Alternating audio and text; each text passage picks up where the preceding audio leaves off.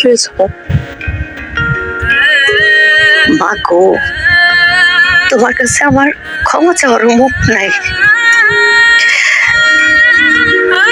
কিন্তু এই যে তোমার এত গালিগালাজ করছি, তোমার মনে কষ্ট দিছি, উপরওয়ালা আছে না, তার চাইতে অনেক অনেক কোন কষ্ট পাওয়াই দিছে।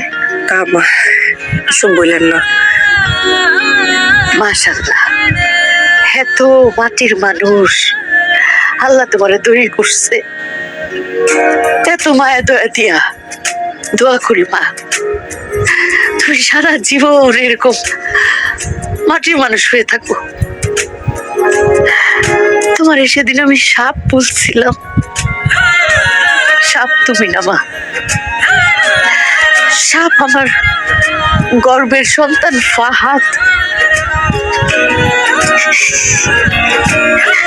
আমরা এই গ্রামের বাড়িতে কেন আসছি জানো? কেন আসছেন?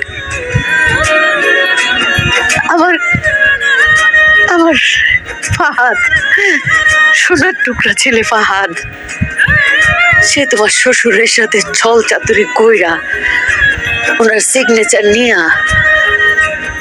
যেই বাড়িতে ওর জন্ম হয়েছে, সামিরের জন্ম হয়েছে, যে বাড়িতে ওরা বড় হয়েছে, ওই বাড়িটা বিক্রি করে দিছে। কি বলেন মা? আমরা পথের ফকিরের মতো সবাই বাইর হয়ে আসছি।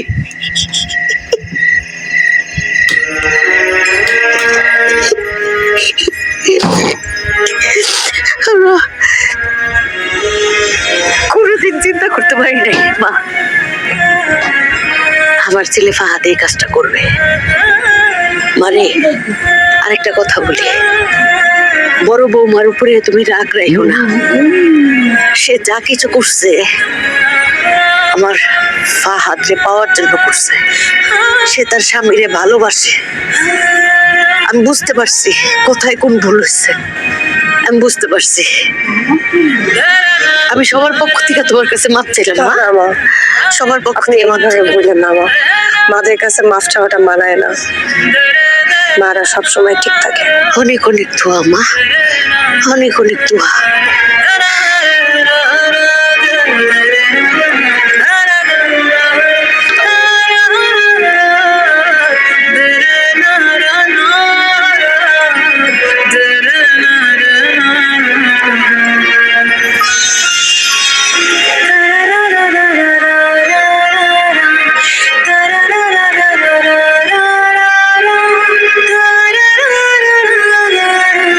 যে বাড়িতে ওরা বড় হইছে, ওই বাড়িটা বিক্রি করে দিছে।